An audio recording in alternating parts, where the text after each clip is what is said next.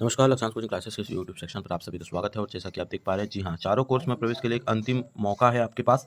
BEd, DElEd, BA, BEd और BSc चारों course में अगर एडमिशन अभी तक आपका नहीं हुआ है तो लास्ट राउंड आपको यहाँ पर दिया जा रहा है एससीईआरटी के थ्रू। तो छात्रों को प्रवेश लेने का एक आखिरी मौका है जो 7 से 10 के बीच में है। पूरी इन्फॉर्मेशन आप जरूर जानिए, क्योंकि अगर आपका जरा सा भी नॉलेज चूक हुआ तो आपको बड़ी दिक्कत हो सकती है। इस वर्ष आप प्रवेश से बाहर हो सकते हैं। चैनल को सब्सक्राइब कर दीजिए, क्योंकि लगातार अपडेट आप सभी को मिलता रहेगा और इन सभी ग्रुप के माध्यम से आपको अपडेट प्राप्त हो जाएगा जल्द से जल्द। नीचे डिस्क्रिप्शन में लिंक दिया हुआ है। बात कर लेते हैं इन्फॉर्मेशन की। बहुत ही महत्वपूर्ण चीजें यहाँ पर बताई गई है एससीईआरटी के थ्रू। तो देखिए, सबसे पहले आपको ये बताऊं कि डीएलएड करना चाह रहे हैं, बीएड करना चाह रहे हैं, बीए बीएड करना चाह रहे हैं, बीएससी बीएड करना चाह रहे हैं, थर्ड राउंड यहाँ पर हो रहा है और शेष रिक्त सीटों के लिए प्रवेश यहाँ पर प्रारंभ होने जा रहा है। तो 24-25 में लास्ट राउंड है। इसके बाद किसी भी प्रकार के एडमिशन का प्रोसेस नहीं होगा। ठीक है, तो यहाँ पर बात कर लेते हैं कि आप जो है 7/12/2024 से 10:30 बजे से स्टार्ट करके आप 10/12/2024 से शाम 5 बजे तक आवेदन कर सकते हैं। इन 3 दिनों के भीतर आपको आवेदन करना अनिवार्य है और अंतिम समय में बिल्कुल मत करिएगा, क्योंकि सर्वर स्लो हो जाएगा तो बहुत दिक्कत आएगी। तो शुरुआत से आपको जैसे ही ये पता चलता है आप काम करना चालू कर दें।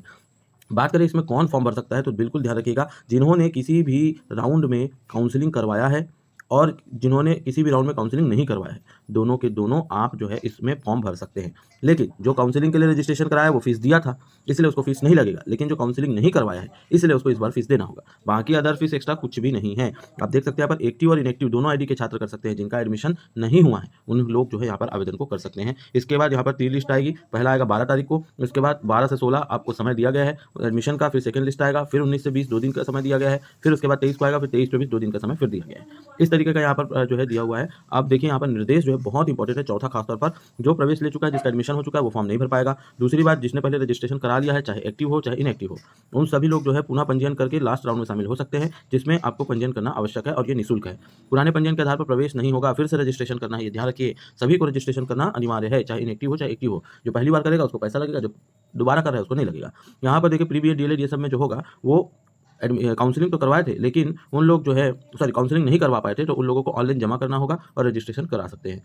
एक ही बार फीस देना है, अगर आप दे चुके हैं तो नहीं देना है। चौथा पॉइंट बहुत ज़्यादा इंपॉर्टेंट है, ये है आपका कि रिक्त सीटों की जानकारी इस पर मौजूद है वेबसाइट पर, और इसका अवलोकन करके ही आपको रजिस्ट्रेशन करना है। उसी के अनुसार ही आपको अलॉटमेंट होगा। बहुत सारे छात्र बिना सोचे समझे अपने घर के आसपास वाले छात्र जो होते हैं उसी कॉलेज में कर देते हैं, जबकि वहाँ पर कॉलेज में सीट जो है वो बचा ही नहीं है, और बचा है तो कैटेगरी वाइज बचा हुआ है, और आप हैं ओबीसी के, तो ऐसे तो दिक्कत होगी। नहीं होगा ऐसे में एडमिशन, जनरल नहीं कर रहा है। इसीलिए आप सभी को यहाँ पर वैकेंट सीट, रिक्त सीटों की जानकारी आपको जरूर देखना चाहिए। कितना सीट बचा है, कौन सी कैटेगरी का बचा है, उसके अनुसार ही करना चाहिए। क्यों? क्योंकि यहाँ पर आपको मौका सिर्फ एक कॉलेज को डालने का दे रहा है। बहुत सोच समझ कर फॉर्म भरना है दोस्तों। 5th नंबर में देखिए, जिन महाविद्यालयों में सीटें रिक्त है उसमें एक का ही विकल्प चुनना होगा। कोई एक ही कॉलेज आप डाल सकते हैं, और ये लास्ट टाइम है। अगर आपको यहाँ पर इसी कहाँ लिखा है महाविद्यालय का विकल्प सोच समझ कर ही विचार करके लिखिए। उसके बाद 6 नंबर में बोला है कि 3 सूची जारी होगा, लेकिन यदि आपको यहाँ पर पहले राउंड में ही उस महाविद्यालय का जो है भर जाता है सीट, तो दूसरा और तीसरा खारिज हो जाएगा, फिर जरूरत ही नहीं पड़ेगा। इसके अलावा यहाँ पर अगर आपको वो महाविद्यालय आवंटित हो गया, अलॉटमेंट हो गया, इसका मतलब आपको प्रवेश लेना पड़ेगा, और नहीं लोगे तो इस वर्ष आप बाहर, आपको फिर एडमिशन होगा ही नहीं।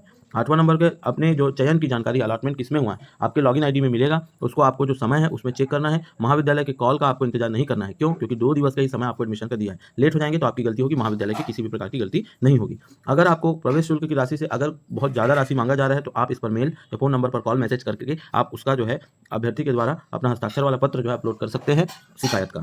दस्तावेजों की स्क्रूटनी महाविद्यालय करेगा, सही रहेगा तभी एडमिशन देगा। आप कोई दबाव नहीं बना सकते। भीड़ के कारण सर्वर धीमा हो सकता है, इसलिए पहले आवेदन कर ले। महाविद्यालय कौन कौन सा जो डॉक्यूमेंट है उसको देखेगा, तो आप देख सकते हैं ये सब जो डॉक्यूमेंट है लिखा है वो। इसके अलावा 13 नंबर में रिक्त सीटें रहने तक अलॉटमेंट प्रोसेस होगा, और अगर खत्म हो जाता है पहले राउंड में तो फिर आगे जो है आपका कोई प्रोसेस नहीं होगा। बहुत ही इंपॉर्टेंट चीज़ है ये, आपको समझना होगा। उसके बाद काउंसलिंग करनी होगी। जी हाँ, और वैकेंट सीट का मैं पीडीएफ जो है वो भी ग्रुप में भेज दूंगा, इसको भी ग्रुप में भेज दूंगा। आप उसको देखिए और समझिए, और उसके बाद आवेदन करिएगा। एकदम हड़बड़ी से मत कर दीजिएगा, पहले सोच समझ लीजिए, क्योंकि एक ही कॉलेज देना है और उसमें 3 बार आवेदन जो है अलॉटमेंट आएगा। तो इस तरीके से आपको जो है कोई भी परेशानी है तो मुझे व्हाट्सअप करिएगा। बाकी तो आप सभी को पूरा डिटेल समझा दिया हूँ। तब तक के लिए बहुत बहुत धन्यवाद। लास्ट राउंड है, वैकेंट सीट देखकर ही फॉर्म भरें।